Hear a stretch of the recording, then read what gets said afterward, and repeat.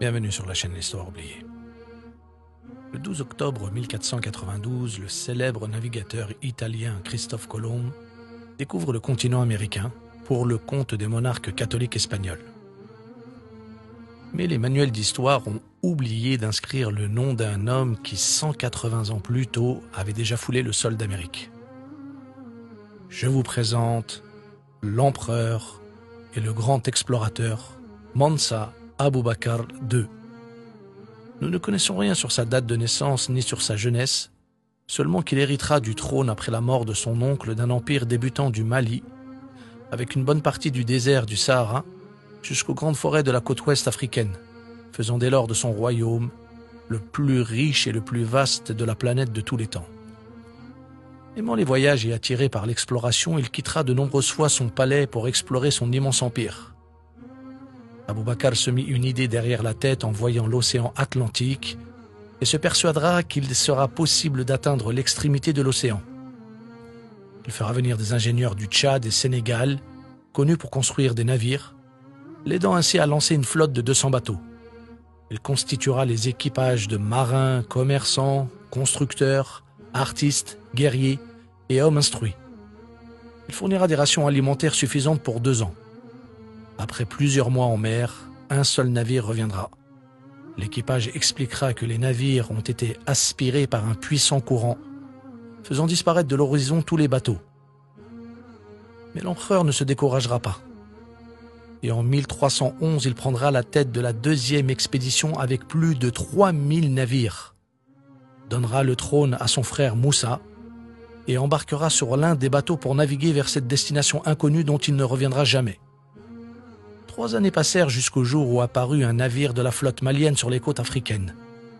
Paris réussit, le fabuleux empereur explorateur Aboubakr avait découvert un nouveau monde derrière l'océan Atlantique.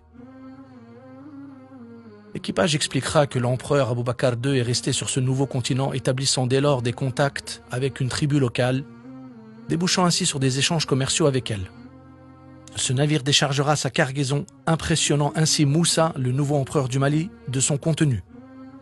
Maïs, haricots, arachides, tabac, coton, poivrons, cacahuètes.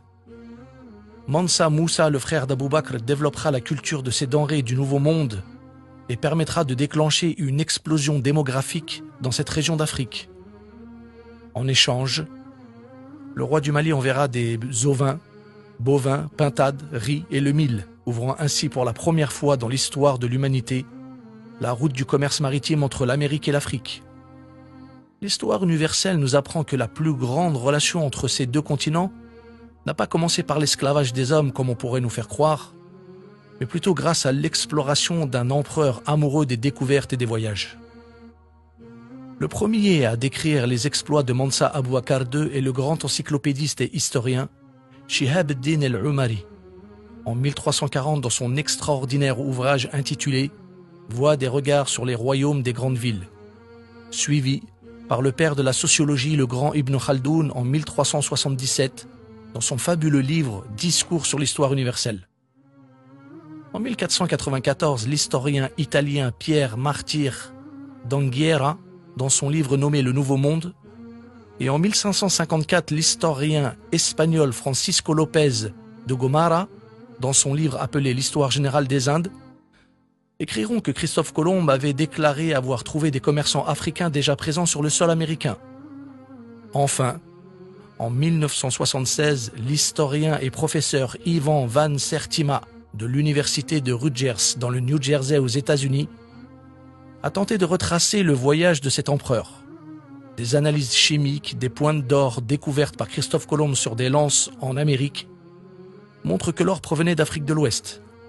Ce même professeur d'histoire ira encore plus loin dans ses recherches et découvrira la présence de têtes de pierre avec des traits africains de l'ancienne civilisation Olmec d'Amérique du Sud, antérieure aux Aztèques et aux Mayas, donnant une preuve encore plus grande.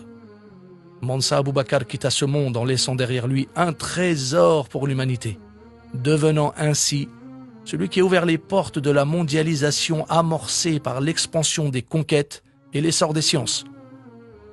Dans notre prochaine vidéo, nous allons vous faire voyager dans le monde de la littérature du 7e siècle pour nous émerveiller sur un personnage dont sa plume va éclairer la période du Moyen-Âge et influencer le monde littéraire. Partagez cette vidéo, car il est grand temps pour l'humanité de découvrir ces héros d'un autre style. Merci. Et rappelez-vous que dans chacun de nous sommeille le potentiel d'apporter un plus à l'humanité.